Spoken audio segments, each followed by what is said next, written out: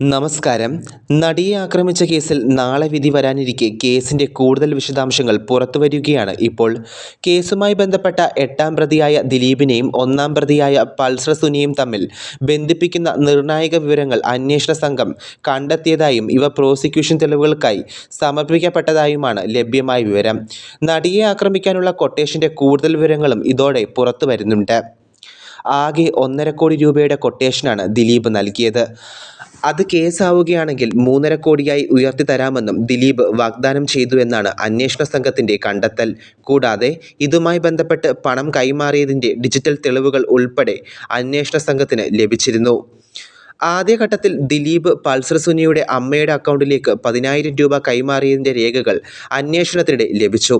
ഇതുകൂടാതെ സുഹൃത്തായ നാദിർ ഷവരി 30,000 രൂപയും ദിലീപ് കൈമാറിയിട്ടുണ്ട്. ഇതുകൂടാതെ ലക്ഷങ്ങളുടെ സാമ്പത്തിക ഇടപാടുകൾ നടന്നുവെന്നാണ് അന്വേഷണ സംഘം ഇപ്പോൾ വിലയിരുത്തുന്നത്. മാത്രവുമല്ല, പൾസർ സുനിയും ദിലീപും തമ്മിൽ ബന്ധപ്പെട്ടതിന്റെ രേഖകൾ ഉൾപ്പെടെ കൈവശമുണ്ടെന്നാണ് പ്രോസിക്യൂഷൻ അവകാശവാദം. ദിലീപും പൾസർ സുനിയും തമ്മിൽ 7 ഇടങ്ങളിൽ ഗൂഢാലോചന നടന്നതായി പ്രോസിക്യൂഷൻ ആരോപിക്കുന്നുമുണ്ട്. കൊച്ചിയിലെ അബാദ് പ്ലാസയിൽ അമ്മ ഷോ റിഹേഴ്സലിനിടയിലും സൗണ്ട് തോമ കട്ടപ്പനയിലെ ഹൃതിക് റോഷൻ, ജോർജ് പൂരം എന്നീ സിനിമകളുടെ ലൊക്കേഷനിലും ഗൂഢാലോചന നടത്തിയതായി അന്വേഷണ സംഘം കണ്ടെത്തി.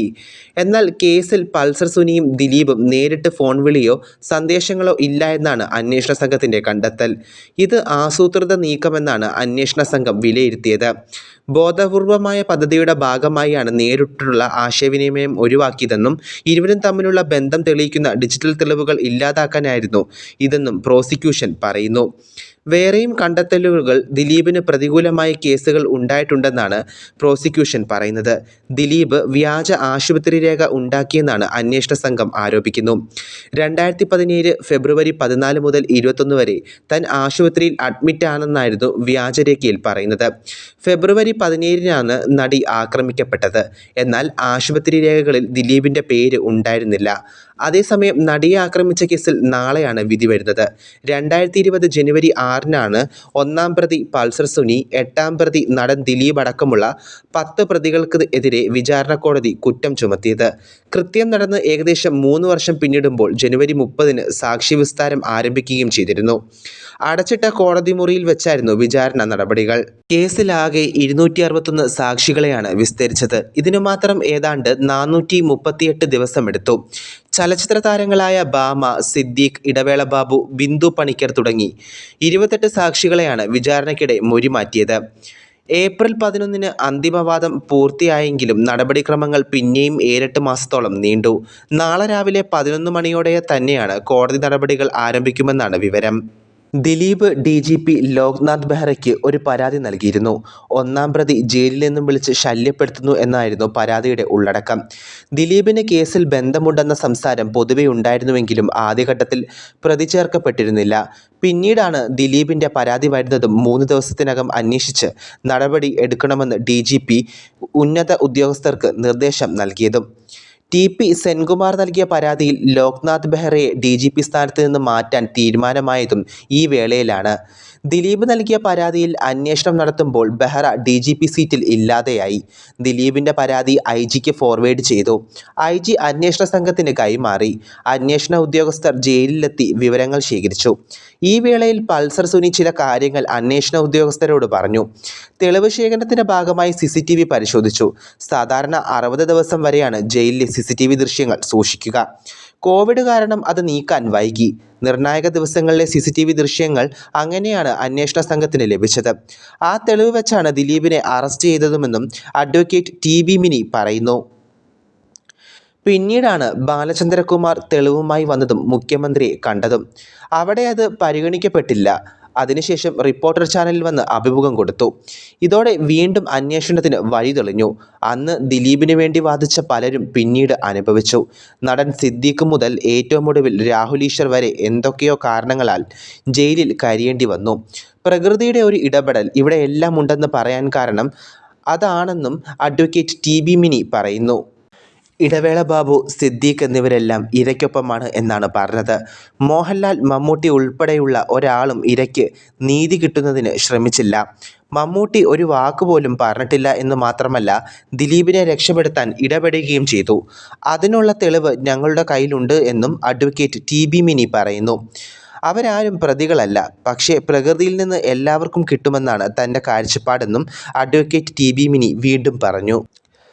നടി ആക്രമിക്കപ്പെട്ട സംഭവത്തിൽ തുടക്കത്തിൽ കേട്ട ഉറച്ച ശബ്ദം മഞ്ജു വാര്യരുടേതായിരുന്നു.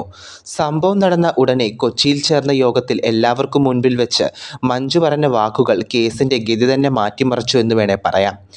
നടി ആക്രമിക്കപ്പെട്ടതിന് പിന്നിൽ ക്രിമിനൽ ഗൂഢാലോചന നടന്നിട്ടുണ്ട് എന്നായിരുന്നു മഞ്ജുവിൻ്റെ വാക്കുകൾ. ആക്രമികൾ നിയമത്തിന് മുന്നിൽ എത്തുമെന്നും അവർ പറഞ്ഞു. ഈ യോഗത്തിൽ അന്ന് നടൻ ദിലീപും സംസാരിച്ചിരുന്നു. സംഭവം നടന്ന ഉടനെ കേസിൽ ദിലീപിൻ്റെ പേര് വലിയ തോതിൽ ചർച്ച ചെയ്തിരുന്നില്ല. പിന്നീടാണ് നേരിയ തോതിൽ സംസാരം തുടങ്ങിയത്. വലിയ ഞെട്ടലുണ്ടാക്കിയ സംഭവം എന്നായിരുന്നു ദിലീപ് കൊച്ചിയിൽ നടന്ന യോഗത്തിൽ അന്ന് പ്രസംഗിച്ചപ്പോൾ പറഞ്ഞത്. 5-ാം മാസം ദിലീപ് കേസിൽ അറസ്റ്റിലാകുകയും ചെയ്തു. സിനിമാ പ്രവർത്തകർ 2 ചേരികളായി തിരിയുന്നതായിരുന്നു പിന്നീടുള്ള കാഴ്ച.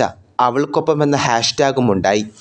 ദിലീപിനെ പിന്തുണയ്ക്കുന്നവരും രംഗത്ത് വന്നു. നടിക്ക് നീതി കിട്ടണം എന്ന് എല്ലാവരും ആവശ്യപ്പെടുമ്പോഴും ദിലീപ് സംഭവത്തിൽ ഉൾപ്പെട്ടിട്ടില്ല എന്ന അഭിപ്രായവും ചിലർ പങ്കുവച്ചു. കേസിലെ സാക്ഷികളിൽ ഒരാളായിരുന്നു നടി മഞ്ജു വാര്യർ. മഞ്ജു വാര്യർ കേസിൻ്റെ എല്ലാ ഘട്ടത്തിലും ഭയങ്കരമായ തെളിവുകളാണ് കൈമാറിയത് എന്ന് നടിയുടെ അഭിഭാഷക അഡ്വക്കേറ്റ് TB മിനി പറയുന്നു. എല്ലാം പറയാൻ പറ്റില്ല. 8-ാം തീയതിക്ക് ശേഷം അക്കാര്യങ്ങളെല്ലാം താൻ പറയും. അത്രയ്ക്ക് സപ്പോർട്ടീവായിട്ടാണ് മഞ്ജു വാര്യർ ഇടപെട്ടത്. ആക്രമിക്കപ്പെട്ട നടിക്കൊപ്പമാണ് അവർ നിലകൊണ്ടത് എന്നും അഡ്വക്കേറ്റ് TB മിനി പറയുന്നു. പലതും നഷ്ടമാകുമെന്ന് അറിഞ്ഞുകൊണ്ട് തന്നെയാണ് മഞ്ജു വാര്യർ നടിക്കൊപ്പം നിന്നത്.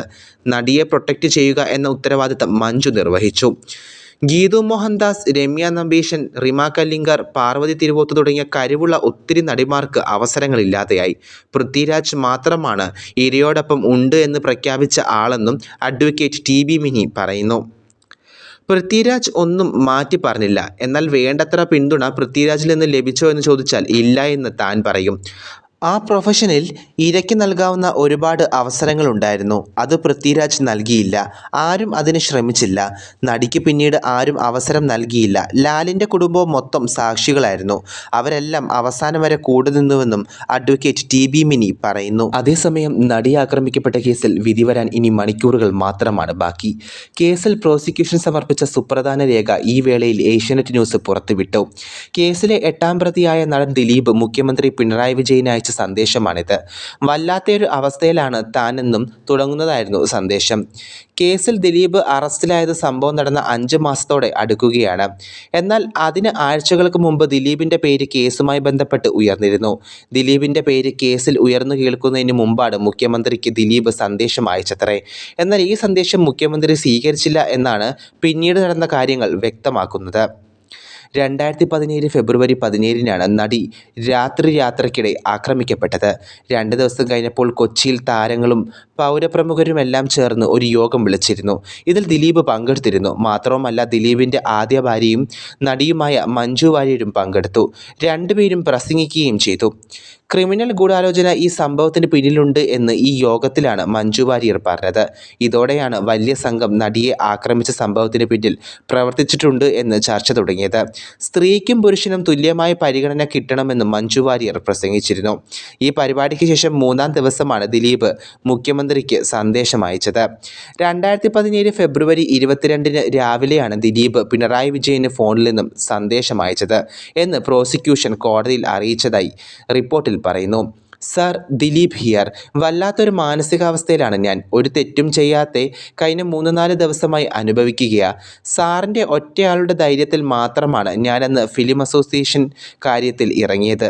എനിക്കിപ്പോഴും സാറിലെ മാത്രമേ വിശ്വാസമുള്ളൂ എന്നും ഇതായിരുന്നു സന്ദേശം. ഈ സന്ദേശം അയക്കുന്ന വേളയിൽ ദിലീപ് നടി ആക്രമിക്കപ്പെട്ട കേസിൻ്റെ പ്രതികളുടെ ചിത്രത്തിൽ ഉണ്ടായിരുന്നില്ല. ചില സന്ദേശം ഉന്നത പോലീസ് ഓഫീസർമാർക്കും ദിലീപ് അയച്ചിരുന്നുവെന്നും റിപ്പോർട്ടിൽ പറയുന്നു. ഏപ്രിൽ മാസത്തിലാണ് ദിലീപിൻ്റെ പേരും കേസിൽ ഉയർന്നു കേട്ടത്. ജൂലൈയിലാണ് ദിലീപിനെ പോലീസ് ചോദ്യം ചെയ്യുന്നത്. ദിലീപിനൊപ്പം നാദിർഷയും പോലീസ് ചോദ്യം ചെയ്തിരുന്നു. ആലുവ പോലീസ് ക്ലബ്ബിലായിരുന്നു ചോദ്യം ചെയ്യൽ. ജൂലൈ 10-ന് ദിലീപിൻ്റെ അറസ്റ്റ് രേഖപ്പെടുത്തി. ദിലീപിനെ ചോദ്യം ചെയ്യാൻ വിളിപ്പിച്ച വേളയിൽ നടൻ സിദ്ദീഖും പോലീസ് സ്റ്റേഷനിൽ എത്തിയതും അന്ന് വാർത്തയായിരുന്നു. എന്താണ് കാര്യമെന്ന് തിരക്കാൻ വന്നതാണ് എന്നായിരുന്നു സിദ്ദീഖ് അന്ന് നൽകിയ മറുപടി. കൂടുതൽ വാർത്തകൾക്കും വിശേഷങ്ങൾക്കുമായി നിങ്ങൾ ഇതുവരെയും ഈ ചാനൽ സബ്സ്ക്രൈബ് ചെയ്തിട്ടില്ലെങ്കിൽ ഇപ്പോൾ തന്നെ സബ്സ്ക്രൈബ് ചെയ്യൂ. News desk Malayali daily.